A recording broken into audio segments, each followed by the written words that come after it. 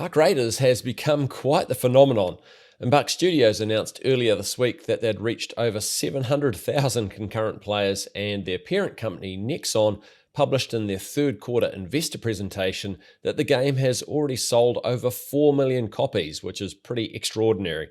While all that's been going on, the lore hunters in the game, myself included, have continued to build up a body of evidence about the Rust Belt's past and a timeline for events using info from the game's codex, cinematics, the map descriptions, and also info offered from outside the game, such as the game's websites that are presented by Embark and their parent company Nexon.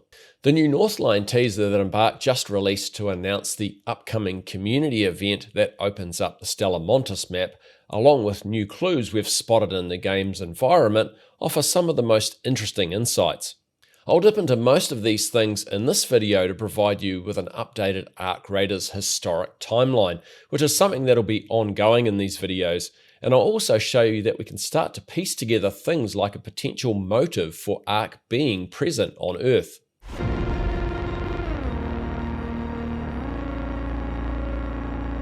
If this is your first time watching one of my videos, just know that I'm an Embark Studios partner as part of their content creator program. They don't sponsor this video, but I've tagged the video as a promotion to keep that relationship transparent. Also, this video does contain some lore spoilers, so keep that in mind if you only wish to learn about the game's lore from the game, but I'm guessing that you wouldn't have clicked on the video if that was the case. Anyhow, I've mentioned a couple of times that I think a great way to start looking at Arc Raiders lore is to act as if we're detectives inspecting an historical crime scene, slowly pulling together all the clues we're presented with so that we can understand what most likely happened historically in the Arc Raiders world and what years those events might have happened, and also why the present day sees Arc machines patrolling the Rust Belt. Firstly though, I want to address a key bit of incorrect information that's appeared a couple of times. I'm sure you've noticed that I'm not the only content creator taking an interest in the game's lore, which is awesome, but with an increase in the volume of content also comes the likelihood that a few bits of info are going to be wrong. And don't get me wrong here, I make the occasional info gaffe myself. For instance, in my last video, I talked about the Arc Raiders historic corporate Avantala, which has got its logo all over the departures building on Spaceport, but their name is actually Avantali with an E.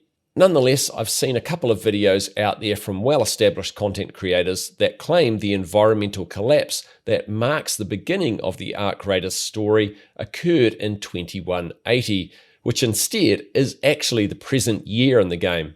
Now, the reason for this error probably isn't the fault of the content creators. Instead, for a few days after launch, Nexon's Arc Raiders website showed this information about the Arc Raiders world.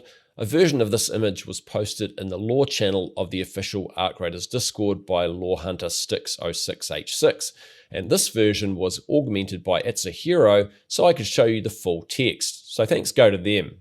Lost Earth 2180. In 2180, Earth fell.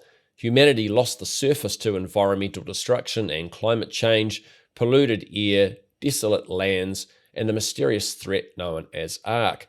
Civilization retreated underground where the survivors sought hope in the darkness. Beneath the former Italian landscape, humanity built the underground city of Speranza. It stands as both humanity's last bastion and a symbol of new beginnings. So anyone seeing this page then might have well assumed that 2180 marked the start of the environmental collapse. However, the Nexon site was pretty quickly updated to reflect what we'd previously seen in-game to read, "A world twice destroyed. In the year 2180, survival is resistance. Generations after a global environmental collapse wiped out most of human society, only a few patches of habitable land remained. Survivors gathered in makeshift communities within the remnants of old cities, as well as in the countless small tribes.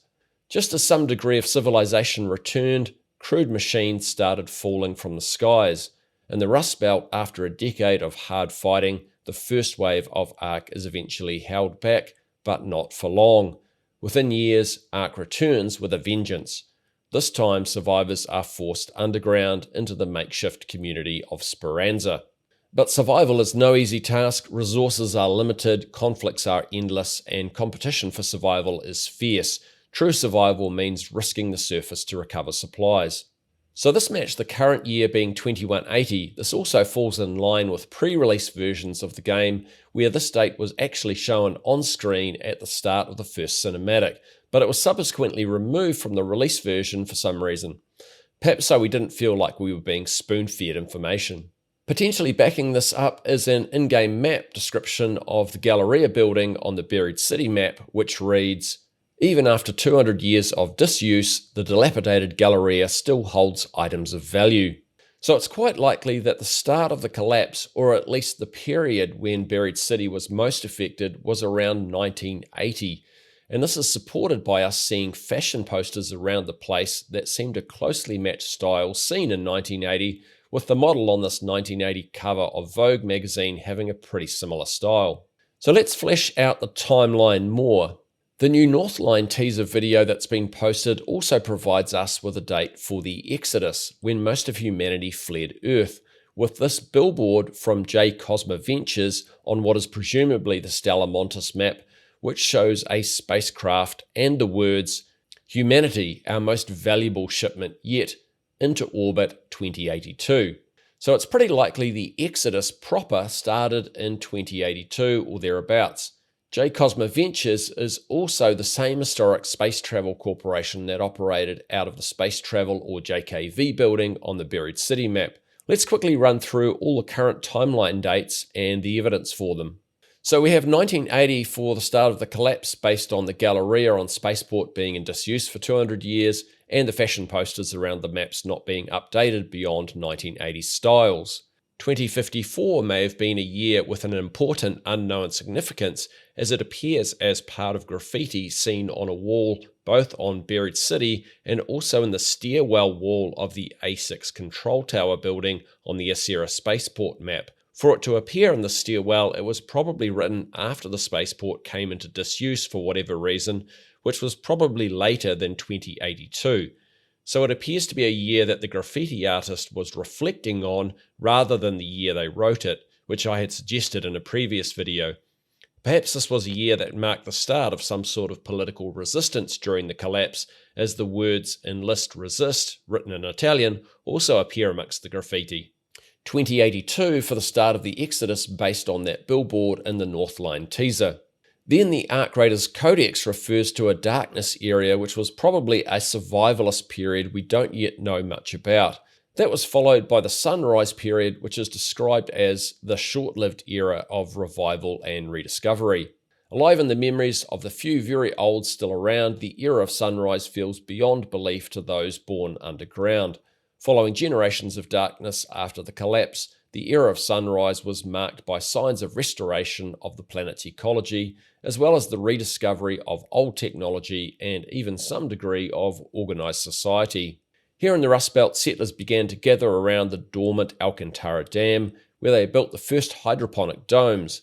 These domes allowed them to consistently produce food and even make use of the old solar panels for energy. A time of growing optimism, some dared declare that the worst must surely be behind us until machines started coming down from the skies. So we know from that the Sunrise period was ended by the first wave of Ark attacks. From the start of the first wave to the present day, the dates can be constrained pretty well by several pieces of info from the Codex and quests. Celeste, the head of Speranza, was age 9 when the first wave began, and visually we could estimate her age as being between 30 and 40, which would place the start of the first wave around 2050 to 2060, but it's more likely to be close to 2050. As the Codex expands, it tells us that the first raiders fought for over a decade to beat back the machines. Through a series of daring battles and harrowing losses culminating in the hard-fought Battle of Victory Ridge, Ark was eventually driven from the Rust Belt, leaving behind trails of destruction as well as scattered husks.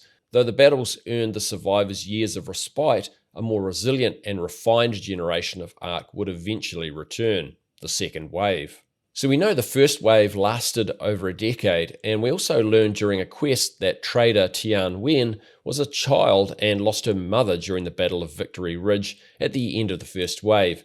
And she also looks to be between 20 and 30 now, so the first wave likely ended between 2160 and 2165.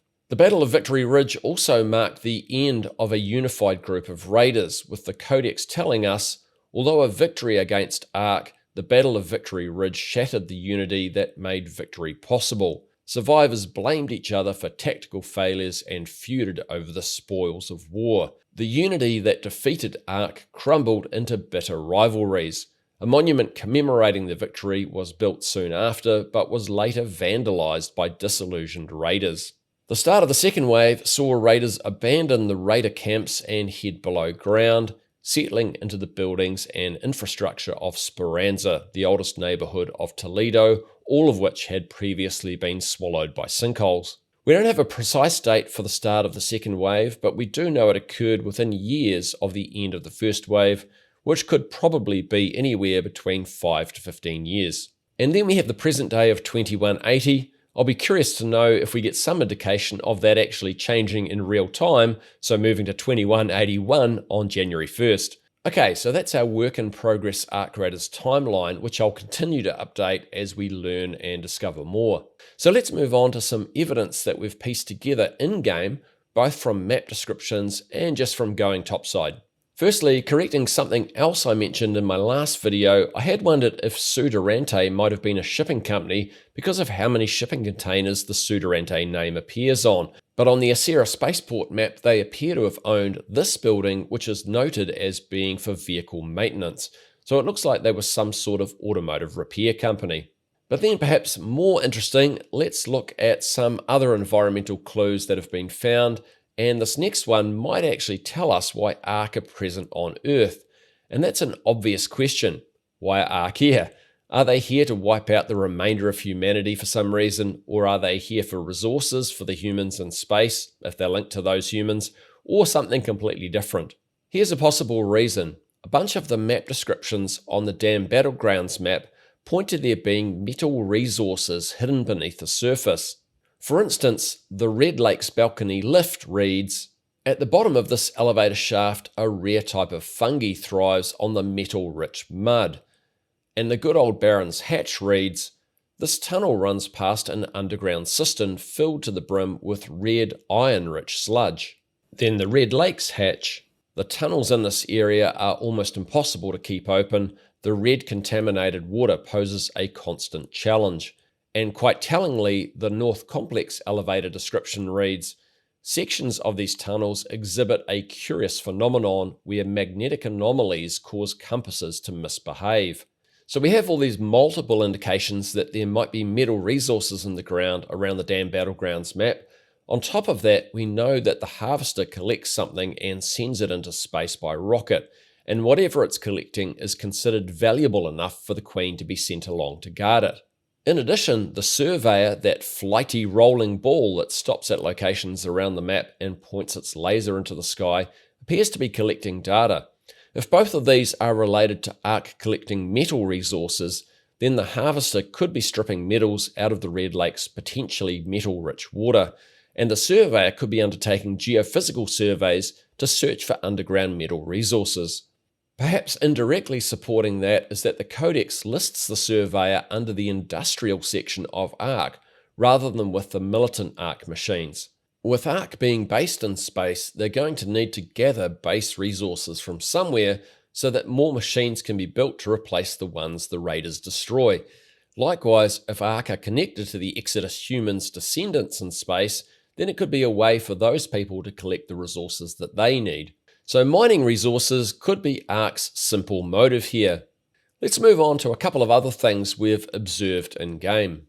We know that Acerra Spaceport was used for the Exodus, and at some point those space flights ended for some reason, perhaps because all the people someone wanted to fly off Earth had flown, or because the flights were forcibly stopped, perhaps by those who couldn't get tickets, or maybe simply as a result of ongoing environmental collapse. A clue to that cause might be seen in the gates around the spaceport, and this was pointed out to me by Lore Hunter Arcade. A couple of the gates are barricaded up and then have clearly been broken down, so at some point somebody was trying to keep someone or something else locked out, and eventually those barricades failed. So maybe the poor who were being left behind eventually overwhelmed the barricades, then came in and destroyed the place. Just as a quick side note, The description for the departures hatch on Spaceport reads, Lance was once trapped within this tunnel for an entire month due to a massive cave-in. So this actually tells us that Lance was once a raider travelling topside. Now moving on to the Blue Gate map, if you go into the reinforced reception building, which is located here, you'll find an interesting scene inside, and this is where we can really get into crime scene mode. The room is essentially, as the name describes, a reinforced reception area with 2 zip lines leading down to a below-ground complex. The outside of the building has Manticore branding, with Manticore likely having been a private security company, as they had these armoured patrol vehicles which can be found in the underground complex. Inside the reception room are 3 androids, one of which is active and makes noise. It sounds like it possibly says, "What is the pass?" followed by "You are clear," amongst a bunch of garbled words. So perhaps these are the last things the androids spoke. Interestingly, one of the androids has been blown to bits, with portions of its body thrown right over the far side of the room, and quite tellingly, a single arm that looks like it might have been reaching for the door button when it was destroyed. So we could fashion a scenario here where these 3 androids were the building's security guards, and somebody had a password that allowed them to enter the building, but once inside, it became apparent they shouldn't be there, or that others were forcing their way in alongside them. And as that happened, one of the androids quickly tried to close the door, but was blown to pieces before it could.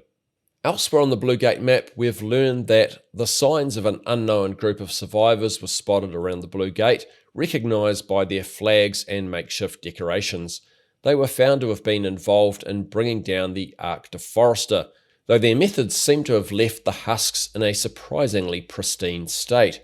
So these are the Blue Gate Nomads, and one thing we noticed while completing the quest associated with investigating this was the number of electrical wires around the area. So we wondered if the Nomads might have been using some powerful electrical source to basically fry the engines of the Ark Deforesters. Perhaps the Stellar Montis map will help us to work out what they were up to. That aside, how cool would it be if we actually got a forest map down the track where one of these machines is still operational? Anyhow, that wraps up the lore findings I have for you today. I'll keep you updated as we find other clues and info. In a future video, I'll also talk again about the possible lore links between Ark Raiders and Embark Studios' other game, The Finals, but for this video, I just wanted to focus on evidence for Ark Raiders lore that's strictly from the game. If you're keen to get stuck into lore hunting in the game, the official Ark Raiders Discord has a lore channel, and our own Dystopia Discord does as well, so you've got loads of places to discuss the game's narrative. There are links to both below. Thanks for watching this video to the end. A big thank you to the members of my channel for their ongoing support, especially my Black Tier members TJ, Thoronike17, Sloan X, and Zeke the Freak, and of course to Embark Studios for having me as a partner in their creator program. Both are greatly appreciated. Do the usual YouTube business if you want to see more videos from me from now on. Come and join our Dystopia Discord if you want to hang out with us, and give a like or comment as you see fit.